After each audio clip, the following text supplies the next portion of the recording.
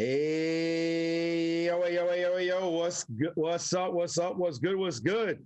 It's your boy, GM Ashley, with you live from the fort. That is Fort Lauderdale, and that is in Florida, the great state of Florida. Well, okay, I might have mispronounced it or whatever, but we are here today on Freaky Friday. It's Freaky Friday, fun day. You know how it goes. And on Fridays, I like to bring in the noise. I like to pump it up. It's already bad enough Mondays and Wednesdays, but on Fridays, I like to add a little bit of sizzle. And we've got a lot of sizzle today. I'm very excited for the guest we have because he's indeed a boss. He's a streamer as well. And a lot of you probably already follow him. So we're coming together like the Super Friends to make it into a crazy show today. And let's take a look at his player card, his props you can read. We can make a longer list than this one, folks, but he hails from Cali, no doubt. Cali in the building, West Coast, and became an international master, I guess at the tender age of 15. I'm going to say it was 15, not 16, because I looked up his bio. He was born in November of 95. So I'm going to say it was 15 and not 16. Then he became a GM in 2013, was awarded the Sanford Fellowship. It's none other than the Big D, Big Danya. Daniel Naroditsky is with us. Yo, what's good, man? How you feeling? Maurice, that was the best introduction I've ever heard by a country mile. So that was awesome. I'm doing great, Maurice. It's an honor to be on your show. You do so much for chess, and I've been super pumped for this. And that was a phenomenal introduction. So that's a tough act to follow, but I'm really excited to be here, and obviously welcome to everybody, and super pumped for this. Well, you deserve it, man. And we were trying to get you on a few weeks ago. We couldn't coordinate it, but you know what? It's worth the wait, and we're happy to have him finally. I already see folks getting crazy. Papa Jokes is in the building. I usually have my peeps who follow on the regular, but we see that people are already feeling it. They're like, whoa, Danya's on the show. So we're going to try to make sure we deliver. Folks, we are going to deliver because we got, first of all, we're going to chat with him about his life. We're going to get into some of his games. Ooh, gangster, just scintillating games. Eye-popping. Diamonds are going to be coming out your eyeballs, folks, watching some of these vicious combinations. And then we're going to get into some hand and brain. And on the way, we'll talk about the world of chess, because after all, both of us have been in chess for some time. Me a little bit longer than you, Danya. Just a tad, indeed. But let's get started right away because people know you from the stream. But I want to get to the early days. Cute little Danya. When did you first get involved in chess? And what was that like to get involved just early on, right away? Yeah, I mean, actually, the way I learned chess was pretty conventional. My dad and my brother were my first teachers. It was sort of a joint effort. My brother's 4.5 years older than me, and he was actually the one who taught me chess for the very first time. That's the story I have in my head. I was about 6.5, 7, and my brother and I would come home from school, and we were pretty close. We would play a bunch of stuff that brothers do, Lego and Monopoly and Nintendo, and he taught me chess. And if I remember correctly, there was a couple of months when chess entered the rotation. It was Monopoly one day, and it was chess the other day, and then Nintendo 98, Super Smash Brothers, on Friday. And then slowly, I only wanted to do one of those things, and that was chess. And my dad got involved at that point. And by the time I was about 7.5, I think I had realized that chess wasn't just the next activity to waste time after school. It was just something that I was very passionate about. And for a long time, I didn't know how to answer the question, Maurice. Like when people ask me what attracted you initially about chess, I've become comfortable saying, I don't know. I didn't know what it was when I was 7. I didn't have the metacognition to say, this is what I like about it. I was talented. I started beating my family members.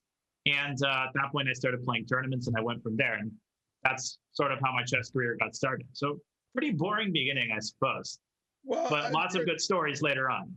yeah, very conventional beginning to be sure. Now, let me ask you this question because my older brother, he's older by 8 years. He's the one who first showed me the rules of the game.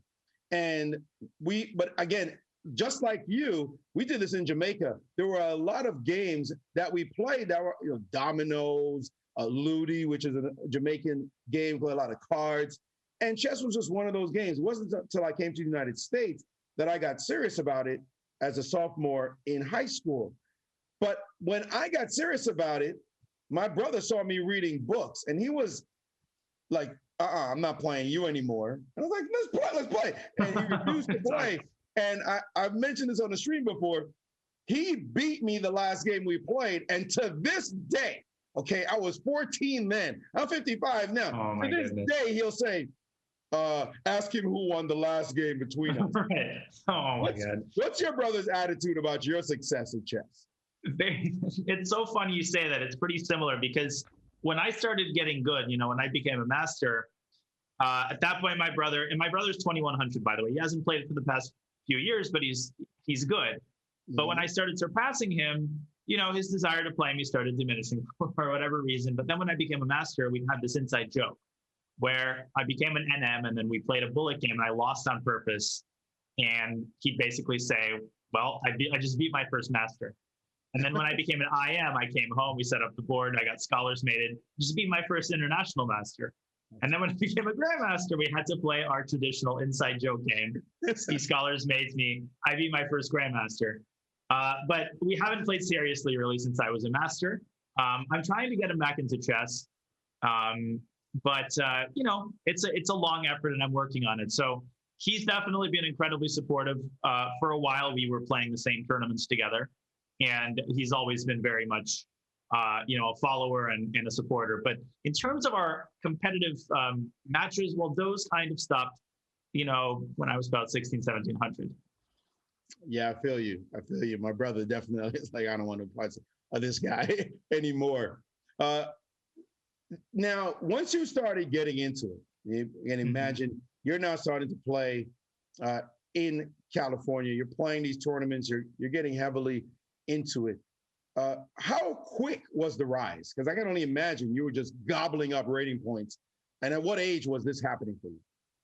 Yeah, so one of the first tournaments I played, I think, was the NorCal, and I'm from Northern California, San Francisco Bay Area. It was the NorCal K through 3 championship. And I managed to win that. I got 5 out of 5. And there's a very famous story. There's a very big streamer who goes by the Twitch name Boy. He streams video games and he's huge. And that was also his first tournament. He played in the same section.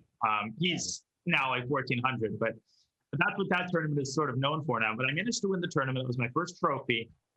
And I would say I got up to, 16, 1700 level pretty quickly. I want to say by the time I was 9, I was approximately, I was knocking on the door of 2000. And that's when I played my first World Youth Chess Championship in France. That was 2005. So right around that time, I would say I became number 1 in my age group. And I managed to hold on to that for many years. But I wouldn't say that my rise was meteoric in the sense that there were never plateaus. It was more that I would break through a level and then I'd have a couple of tournaments or maybe 6 months of stabilizing in that level. Then I'd have another big jump. It was less sort of linear than it was, jump and then fits and starts. That's how I would characterize my early development.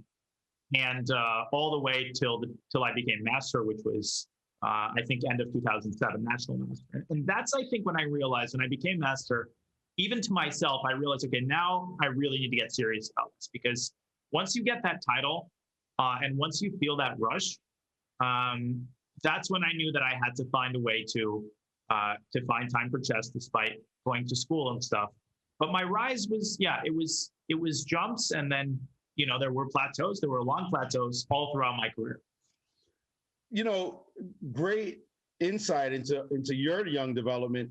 What do you feel about these young G's that I've had on the show? Let's start with Tani Adewumi, who just became a master at age 10. It's almost like, I became a master at age 20, right? So 6 years after I started. as well. But you watch these youngsters dropping these age records, making it lower and lower. Tany's as a 10-year-old, he did it after only 3 years, starting chess when he was homeless coming from Nigeria. An extraordinary story, by the way. Do you feel old when you see stuff like that? I feel ancient, Maurice. And why did you have to remind me? The bones in my body are just creaking by now. But in all seriousness, obviously Tany's story, absolutely incredible, so inspirational. And the story continues, which is so amazing as he continues to succeed. And he's crushed me so many times in puzzle battle by now that you don't have to. The tactical talent is absolutely phenomenal. And some people say, well, it's just because there's more resources now, but there's a flip side of that, and for kids to be able to streamline their progress and to manage the overflow of information is very admirable in its own right. And you can just see Tany's love for chess. I've been watching his lectures with Svidler, selfishly, because that's just really, really fun, and I highly recommend those to everybody. So he's such a nice kid as well. So it makes it very easy to root for somebody who has a love for chess and who you can just sense the passion. So that's been awesome to see. But yes, Maurice, I do feel very, very old, and they just get younger and younger. And obviously there's Abhimanyu Mitra, who he plays often in Charlotte. So I just watch him crush everybody just all the time. And I don't want to jinx him, obviously, but correct me if I'm wrong. He has a chance to become the youngest GM ever. He has a chance to beat Yakin's record. Oh man, we've been following that very closely on this show. I did a whole stream. Incredible. Well, I invited him on the show before he actually went to go get those norms. Then he missed the first tournament he went in. He missed the norm by only a point.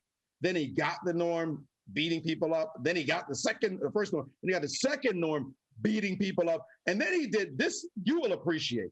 He gets this norm in the second tournament in 8 rounds. And he has the strongest opponent, a 2550 GM, Czech guy, I think it was Platt. 2550 GM in the last round. And the guy starts repeating moves on him around move 18. And all he has to do is just take the draw. He wins the tournament by like 2.5 points. He already has the norm. And instead of repeating moves, he says, now let's play. Oh my goodness. And proceeds to spank the guy. Now, what is that but an assassin? Seriously. And especially at that age, Maurice, that's incredible confidence. And I had a problem when I was that age, even when I was older, with taking draws against stronger GMs. I think kids often have that problem. 2600 esteemed Grandmaster offers you a draw. You sort of start convincing yourself, yeah, particularly when you've already won the tournament. That's a hallmark of, as you say, an assassin. But I was going to make some point that I forgot. Oh, yeah. So one other impressive thing that I find in the actual playing styles of these young players, particularly Abhi and some others, is that it's not that they're just, tactical wizards. They are, but their positional understanding and their in-game play is phenomenal for that age. When I was growing up, the wisdom, there's a Russian expression, with young players to the end game, literally. So you're supposed to always drag them into these positional games. But now, at 10, 11 years old, they're already very much capable of playing boring positions that you used to be able to outplay young talents in. And that's been amazing to see. At least that's my take. I agree. I agree wholeheartedly. Abhi's like an old man in his style. And in fact, the last tournament he played in, he tried to break out of that style, the one that would have given him the third norm, and be much more aggressive. And that didn't work for him. When he plays in his other style of understanding, he just schools people. He makes it look easy. By the way, this tournament he just finished playing in, he failed to get the norm, I think, again by a point.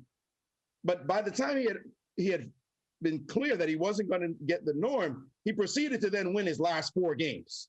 And that just shows the motivation doesn't go down. He just keeps on coming.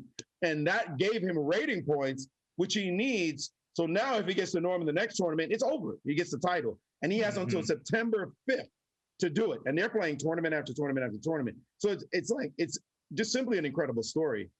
When you see him with talent like that, what do you think is his potential? I know it's hard to judge, but to me, it seems like the sky's the limit for this kid.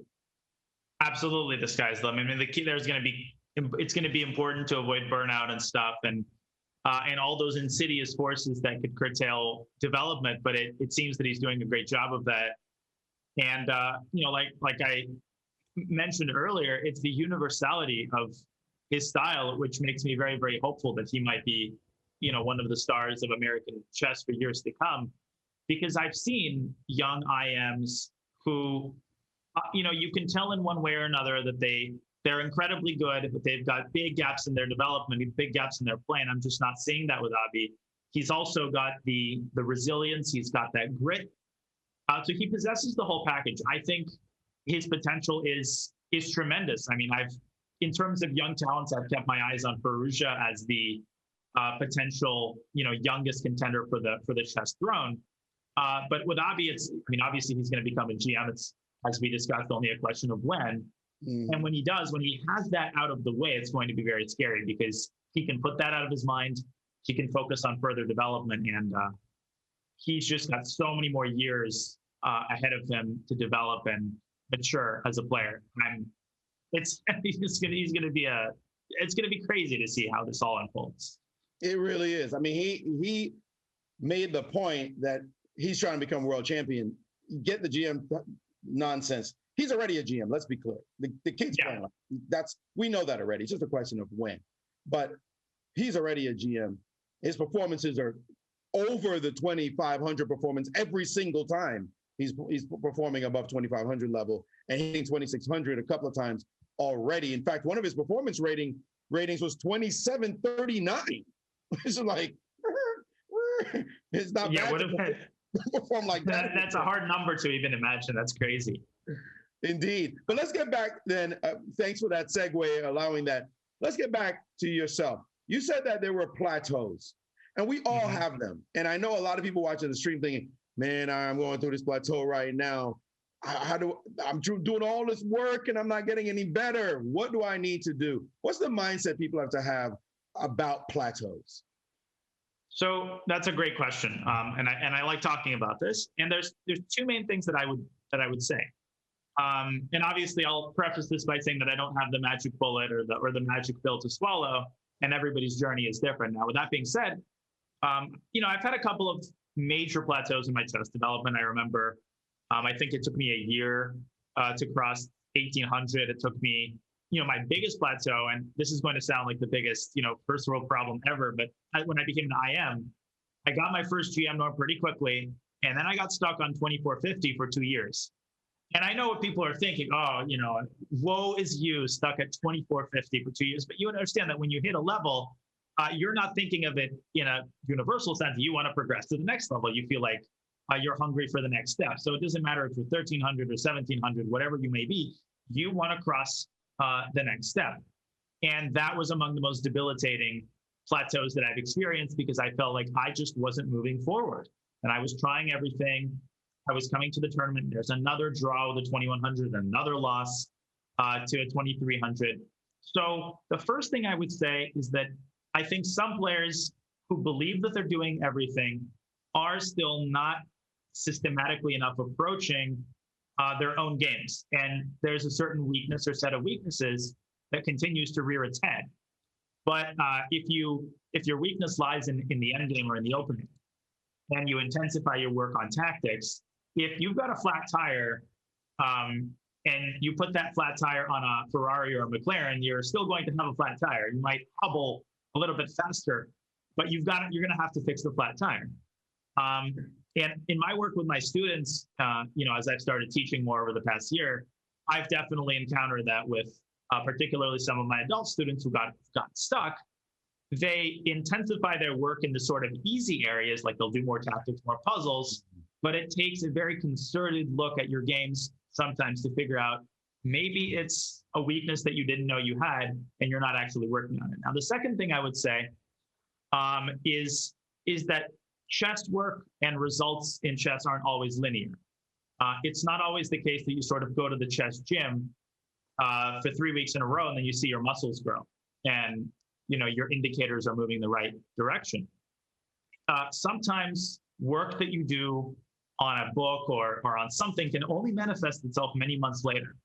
And I don't know if I have an adequate explanation for that. When I had my big plateau when I was in IM, all of a sudden, after 2 years, I come to a tournament in Philadelphia International, and this is during my spring break of 11th grade, and I had a tough math test that I didn't do great on. I basically went straight to the airport. I'm not feeling great. I'm like, this is another American tournament, which means lots of underrated young kids. All of a sudden, I start beating everybody. No explanation. Things just started clicking. Work that I had done 4 months ago, all of a sudden, I started recognizing these patterns and stuff. So it's cliche, but I think people have to be patient. And if you do identify your weaknesses, you do that work, sometimes it takes time for your brain to internalize it at its own pace, I think. So well said. Great wisdom there, folks. We've got the big D, Daniel Naroditsky, on the show, dropping knowledge. Take notes. Well, guys, don't just be writing in the chat. I see the chat. I see the stuff you guys are talking about, but I want to focus on my guests and let us get the most out of the guests when they're on the show. We're going to take a quick break, and we'll be right back with more insights and some gangster games. I mean, some of those beat downs. He talked about seeing some patterns. I mean, these patterns, like I said, you're going to have diamonds coming out your eyeballs when we're done, folks. We're going to take a quick break and be right back. You're on the GM Ashley stream. See you on the other side. And we are back. We are back on the GM Ashley stream, live on Twitch with one of the gangsters in the chess world of streaming for sure. No doubt about it. It is Daniel Naroditsky, GM Daniel Naroditsky, don't you know? Now, Danya, tonight, there's something you said that it buzzed past my brain, but as a basketball fan, I said, wait. I know it's got to be the case. Golden State Warriors, you're from San Fran, you're from Oaktown. You must be a fan of the Warriors, and they will be playing tonight, the play-in game against the Grizzlies. First of all, are you a fan, and are you just like, tonight, Steph's just going to score another 46, no big deal? Yeah, people on my stream know that I'm a huge fan, and I'm not one of those bandwagon fans who jumped on when Curry got good. I am a genuine fan. I started watching basketball around 2008, 2007, 2008. The Warriors were terrible. They sucked, but I watched every game. So I'm a huge Warriors fan. I basically watched almost every Warriors game for about 10 years. So, when I have time, of course. And when I was back in San Francisco, I'd record the game and I'd watch it before going to sleep. And Stephen Curry is probably my hero outside of chess. So it was heartbreaking to see what happened against the Lakers, but at the same time, LeBron deserves some credit. He had a funny quote. So he got poked in the eye and he said, I was seeing 3 rims and I tried to shoot for the middle one. And unfortunately he made it, but I'm recording the game tonight. And after dinner, I'm going to be pegged to the screen. So yeah, I love the Warriors and I like the 49ers. Even though I'm in Charlotte now, I'm very much a Bay Area sports fan. Good. All right. Because, people hate on me and my Knicks. And now my Knicks, they're like, the Knicks at the beginning of the season, that's all I heard from the haters. Oh, you're a Knicks fan? You're a Knicks fan. Oh, they're garbage. All right, get rid of that Knicks hat. And now the Knicks are number 4. Thank you very much, with home court already in the East, and our trending is up. And I remember when your Warriors were garbage for real, and then it's like, but it's the Warriors now. They're like the Death Star. Like they come when the Warriors came with Durantula and Klay Thompson, the whole crew, Draymond Green, the whole. It's like, oh my gosh, that's just a sick team. It was an all-star team, literally. I mean, it was literally an all-star team. Green, Durant, Thompson, and Curry all made the all-star team. And no, they have this underdog vibe. I really thought they would have a meltdown when the season began. But, they managed to stick together. Draymond Green is, I think, the glue guy of the whole team. Mm-hmm. I would have loved if his three-point percentage was a little bit higher, but he keeps the team together, and Curry has been absolutely incredible this season. It's been so fun to watch. I mean, the guy is like the Magnus Carlsen. He's revolutionized the game before our very eyes. So it's a great time to be a basketball fan. And I obviously like playing as well. So my favorite thing to do is to shoot hoops. And well, after maybe playing Blitz, but he definitely catalyzed that love. Didn't know you're a hoopster. Okay, we're learning more stuff about Danya on the show as we speak. Now, back to some chess. You took a break from chess. I remember seeing you calling games with you in the U.S. Championship, and we were thinking we're going to see you in championships for years and years to come. And then all of a sudden, you took a break and went off to college. Yeah. What was that about? Tell me about that, because it looked like it was potential, and then all of a sudden you were away from chess. Yeah. So, when I started to get good, I didn't really have the desire to be homeschooled. I had that possibility. I wanted to go to high school. I wanted to have, that side of my life as well. It kept me sane. I have a lot of interests, and I think that's not necessarily a good or bad thing. That's just who I am. And in 10th grade, I did JV basketball every day until 6:30. So now I don't want to hear it from certain parents who tell, oh, my kid is tennis and he doesn't have time for chess. If you really want to find time, you can find time. So that, I think, actually helped me, because like I said, it kept me sane. When I had a bad tournament, I had school friends, I had stuff to do. I could bury myself in schoolwork.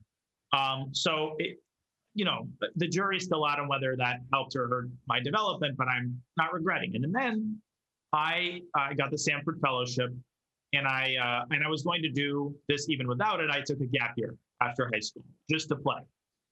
And the gap year started very, very well. During that summer, I crossed 2,600. I went up to 2,640. Sort of continuously, I was on top of the world. Then I hit a very difficult stretch. I had that disastrous, you probably remember this, Maurice. I think it was 2015 U.S. Championship, where I came in last place. It was one of those nightmare events where you look back on it and you think it was some sort of a movie. I was losing game after game. I wasn't myself. I was making the sorts of mistakes that I hadn't made since I was like 1,800. Although on my stream, I often call myself 1,400. But it was pretty unbelievable. I dropped like 25 points. And when you're 2,640, that's not a fun amount of points to drop. That's like a year of work. Yeah. So I sort of stabilized by the end of my gap year, but I had applied to colleges normally when I finished high school. And that was a decision I made after some thought.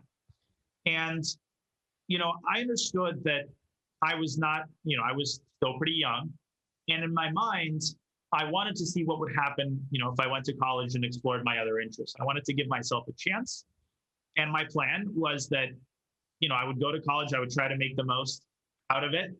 I would try to have as full of an experience as I could. And in order to do that, I figured out that, I wasn't going to the easiest school, just small neighborhood place in Palo Alto, known for just a tiny amount of rigor in the classes.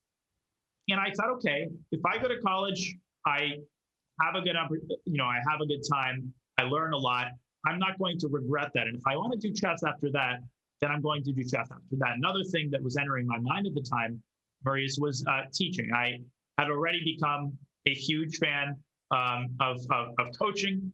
I had a couple of students in high school, but I really started it to supplement my income in college. And I was greatly enjoying it. I had a couple of students. And it really, that kept me sane in the, during the all-nighters and the frantic rush to finish computer science assignments. But long story short, that basically all happened. I went back and forth on my major. I ended up majoring in history. So I really was forward thinking in terms of my employment opportunities, as I always am. And originally I was going to do a master's degree. So Stanford offers a 1-year master's degree program. And I had an absolutely wonderful time in the history department. I've always been more of a humanities person. I love writing. And so I wanted to continue that, but, I can tell this story separately. Obviously I decided instead to move to Charlotte, 1 month before my master's program was slated to begin. And I feel like I'm dragging on a lot about this, but the lowdown is that I still felt, this hunger for chess toward the end of college, that no matter how I sliced it, I just couldn't I couldn't deny that. I couldn't lie to myself. There was stuff and mountains that I wanted still to climb in the chess world. And I can do something else when I'm 35. I can try to learn computer science or try to become a teacher. But it's much harder to re-enter the chess world when it's near impossible to re-enter the chess world as a player and as a competitive coach when you're in your 30s after a 10-year break. So I can talk more about that decision, but I haven't looked back. And what a lot of people, I think, don't realize is that I think the college experience was an integral part of who I am. It taught me so much about teaching. It made me more mature. And I'm actually extremely happy that I took that break. Even if my current rating would have been 2680, I think I've become more full as a person. And I think I'm just much happier now that I got a chance to develop my other interests. And, to say the refrain again, it's kept me sane. Just a little bit. No, I know that feeling well. And I agree. College is such an integral part of your being. You have that experience. It's something with all the friends you make and all the things you learn from those professors, the wisdom, the knowledge. No, I don't blame you for taking that decision at all. I understand other people might have done otherwise, but that certainly makes you a much fuller person. If you want to see more of these videos, don't forget to click the subscribe button and please follow me on twitch.tv/GMAshley.